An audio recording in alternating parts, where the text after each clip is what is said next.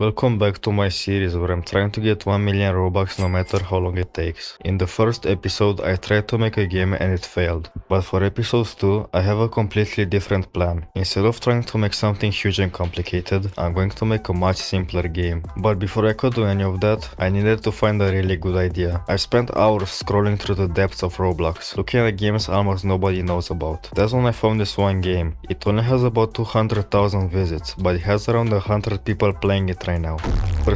The absolute most players I've ever had in one of my games at the same time was only 13 people. So seeing 100 active players on a game like this was huge to me. I chose this game because it has a great player count relative to its visits. And when I played it myself, I found it pretty fun. It has a lot of potential. I decided I would take this game's main concept and mix it with an older game called Paper.io. If you have never played it, it's a .io game where the goal is to capture as much territory as possible by moving around and closing loops. The thing is that you're only safe inside your own colored zone. If another player cuts your trail while you're outside, you lose everything and have to start over. I feel like I can improve a lot of things on this game and make my version way more beginner friendly. Plus, this time I have some new knowledge. I learned a really important tip. You shouldn't just release a game and instantly abandon it if nobody plays it on the first day. Apparently, you're supposed to update your game daily to keep it growing. That sounds a little crazy to me and exhausting, but since I've never made a successful game before, I should probably listen to the experts. Let's get started and see if I can use this advice to make my first viral game. I decided to skip making a lobby so players can jump straight into the action. So I started by working on the main game. My first choice was deciding how the player should look. Should they spawn in as a simple colored block, or should I let them keep their own Roblox avatar?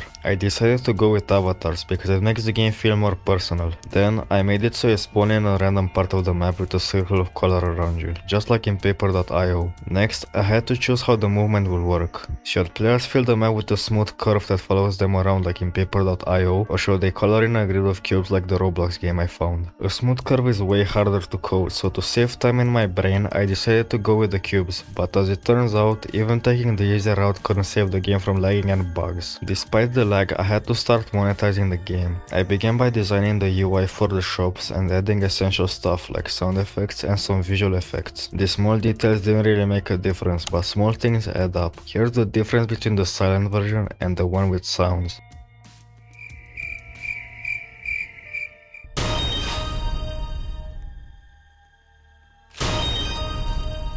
But the game currently had one big problem. There was no real goal. There was zero reward for actually filling up the entire map. To fix this, I made it so when you fill the whole map, the camera locks onto your character and you get rewarded with some extra gems. I chose gems as the primary currency because everyone uses coins in their games, and in my opinion, gems just feel a lot more rewarding. But that brought up another problem. What if a player joins and there's nobody else online? Games like this are incredibly boring if you're alone. To solve this, I added bots to fix the issue.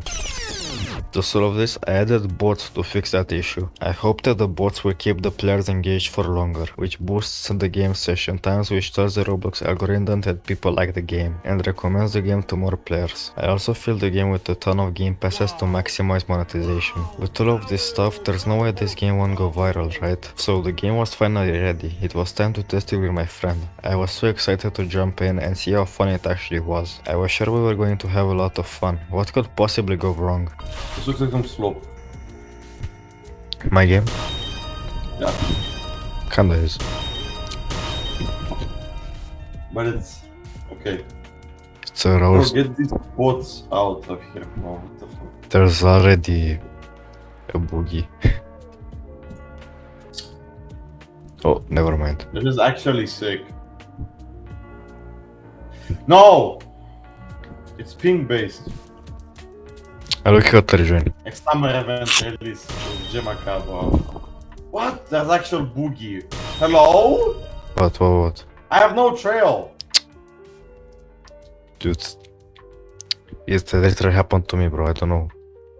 Well, I thought the game was ready for release, but instead it was a disaster. Everything was completely breaking. The trail system would glitch out and break the moment you killed another player. I spent hours trying to fix it, but as soon as I fixed one bug, another one came. At one point, the entire server would crash if player managed to fill up the whole map. It was a headache to fix all of that. Standing there, watching my game break made me realize something painful. All I had really done was copy an existing game and make a much worse, laggier version of it. It's easy to look look at a simple game and think I can easily remake that, but actually capturing the smooth gameplay, the optimization and the overall fun factor is a completely different story. My code was just a bunch of quick fixes and the gameplay just didn't have that satisfying click of the original. Even after I managed to fix the worst bugs, something still felt completely off. I couldn't put my finger on it at first, but the game just felt boring and unfinished. I went into this thinking it was ready to publish, but it clearly wasn't. After dealing with all of this, the thought of updating this game every single day feels impossible. I'm feeling incredibly demotivated. Do you guys think I should push through and keep updating it, or is it time to move on to another game? Let me know in the comments. But hey, maybe the game will somehow surprise me and go viral anyway. We won't know for sure yet since I just published it. I made a lot of mistakes with this one, but even if it flops, at least I learned some incredibly valuable lessons and walked away with another completed game. Let's see what happens next.